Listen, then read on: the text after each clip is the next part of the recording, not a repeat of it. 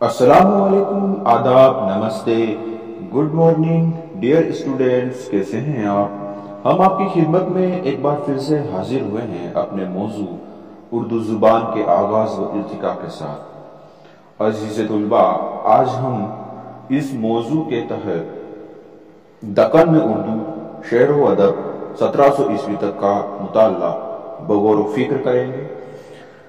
عزیز طلباء، تاریخ اردو ادب کو سمجھنا ہمارے لیے بہت ضروری ہے۔ جب تک ہم اردو ادب کی تاریخ کو نہیں سمجھیں گے تب تک ہمیں اردو ادب سمجھنے میں مشکلات پیش آئے گی۔ تو آئیے اس سلسلے کو ہم آگے بڑھاتے ہیں۔ عزیز طلباء، اردو کی کہانی کا یہ پہلو بھی بڑا دلچسپ ہے کہ یہ پیدا تو دہلی میں ہوئی اور اس کے گرد و نواح میں، لیکن پلی بڑی یہاں سے دور دکن میں، یعنی کہ دکشنی بھارت میں۔ 1193 عیسوی سے شمالی ہند میں اردو کا باقاعدہ طور پر آغاز ہوتا ہے، جبکہ مسلمانوں نے پنجاب سے آ کر دہلی کو اپنا گھر بنا لیا۔ اپنے ارتقاء کی پوری ایک صدی مکمل کر لینے کے بعد یہ زبان علاؤ الدین خلجی کے ساتھ دکن پہنچی، یعنی کہ دکشنی بھارت میں پہنچی۔ دہلی کے سلطان علاؤ الدین خلجی کا فوجی سپہ سالار ملک کافور 1294 میں دیو گری پر حملہ کرتا ہے۔ علاؤ الدین خلجی جب دکن کو فتح کر لیتا ہے تو وہاں کے انتظامی سہولیت اور ضروریات کے پیش نظر پورے مفتوحہ علاقے کو 100 گاؤں کے حلقوں میں تقسیم کر دیا جاتا ہے اور پورے حلقے میں ایک ترک سردار تعینات کر دیا جاتا ہے۔ یہ ترک سردار امیران صدا کہلائے۔ عزیز طلباء، علاؤ الدین خلجی کے بعد محمد تغلق نے 1327 میں دیو گری کو دولت آباد کا نام دے کر اپنا پایا تخت بنایا۔ اس نے دہلی کی تقریباً کل آبادی کو حکمن دولت آباد منتقل کر دیا۔ سپاہیوں اور شاہی ملازموں کے ساتھ اہل فقیر، صوفی اور عام جنتا بھی بڑی تعداد میں دکن پہنچی۔ ان کے ساتھ یہ نئی زبان و تہذیب بھی دکن پہنچی اور وہاں اس کے دیر پا اثرات مرتب ہوئے۔ صوفیہ کے اثرات ان میں سب سے زیادہ نمایاں ہیں۔ بول چال کی جس زبان کو یہ حضرات اپنے ساتھ دکن لے گئے تھے، اس سے انہوں نے تبلیغ کا کام لیا اور وعظ و بند میں اسی زبان کو استعمال کیا، یعنی کہ دین کی تبلیغ میں، اور اس طرح اس زبان کو مقبولیت حاصل ہونا شروع ہو گئی۔ دکن میں اس زبان کو ہندی، ہندوی، دکنی، قدیم اردو وغیرہ کے مختلف ناموں سے یاد کیا جاتا تھا۔ عزیز طلباء، دکن میں اردو کے پھلنے پھولنے اور پروان چڑھنے کے اسباب کیا کیا تھے، آئیے جاننے کی کوشش کرتے ہیں۔ عزیز طلباء، یہاں پر دکشنی بھارت میں اردو کس طرح سے ترقی کی اور کس طرح سے پھیلی، اس کے بارے میں بتایا جا رہا ہے۔ دکن کے فرمان روا نے فارسی کو، جو شمالی ہند کی سیاسی اور تہذیبی زندگی کا ایک اہم جز تھی، زیادہ منہ نہیں لگایا۔ اہل دکن کی فارسی سے بے انتہائی اردو کے لیے فال نیک ثابت ہوئی۔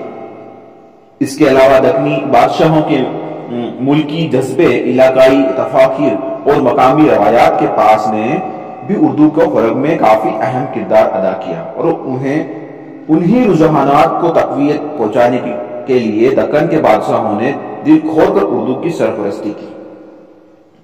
دکن میں اردو کے فروغ کی ایک بڑی وجہ یہ تھی کہ شمالی ہند سے ترک وطن کر کے دکن پہنچنے والے تمام خلقت نے اردو کو ہی اپنی مادری زبان مانا اور اس میں مقامی رنگ و آہنگ پیدا کیا۔ اس کے علاوہ صوفیاء کرام کے درس اخلاق اور تبلیغ دین کی وجہ سے بھی دکن میں اردو کی فروغ میں کافی مدد ملی۔ پروفیسر عبد القادر فرماتے ہیں اور لکھتے ہیں کہ دکن میں اس زبان کے جلد نشو نما پانے اور ادبی بولی کے طور پر اختیار کر لیے جانے کا سبب یہ تھا کہ جنوبی ہند کے مختلف لسانی علاقوں میں شمال سے آنے والوں کے لیے اتحاد کا واحد سہارا یہی زبان تھی۔ آئیے اب دکن کے مختلف حصوں میں اس زبان کی ترقی کی رفتار کس طرح سے رہی جاننے کی کوشش کرتے ہیں۔ اردو شعر و ادب بہمنی عہد میں عزیز طلبہ چند وجوہات کے سبب محمد تغلق نے اپنا پایا تخت واپس دہلی منتقل کر لیا۔ تغلق کے عہد میں بھی امیران صدا کا نظام قائم رہا، بلکہ اس سے اور استحکام حاصل ہوا۔ ابھی 2 دہائی بھی گزرنے نہ پائی تھی کہ امیران صدا کے شور کی وجہ سے دکن پر سلطنت دہلی کا اقتدار کم ہونے لگا۔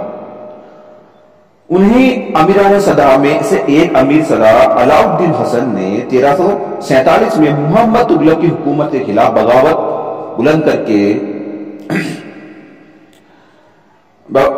کے گلبرگہ میں ایک خود مختار سلطنت کے قیام کا اعلان کر دیا، جو بہمنی سلطنت کہلائی۔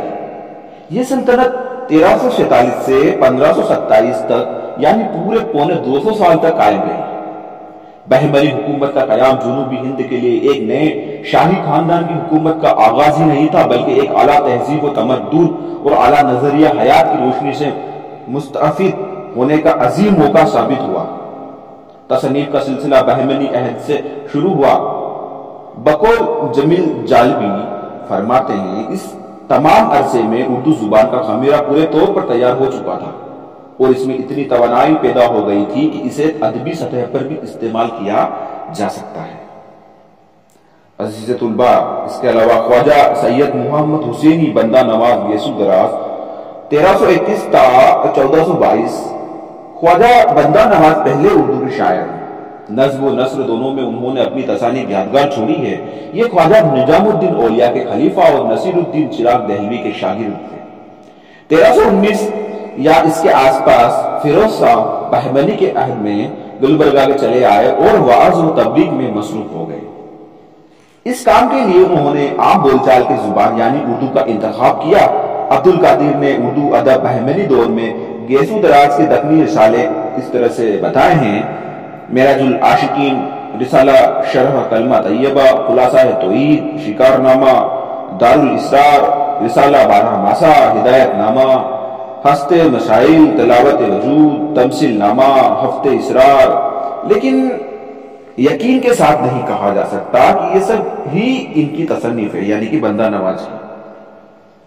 آئیے خواجہ بندہ نواز کی نثر کا نمونہ ملاحظہ کریں: انسان کے پوجنے کو 5 تن، ہر ایک تن کو 5 دروازے ہیں، ہوں 5 دربان ہیں، پہلا تن واجب، مقام اس کا سیتا، نفس اس کا اجرا، یعنی واجب کی اینک سو گیر نہ دیکھنا، سو حرز کے کان سو گیر نہ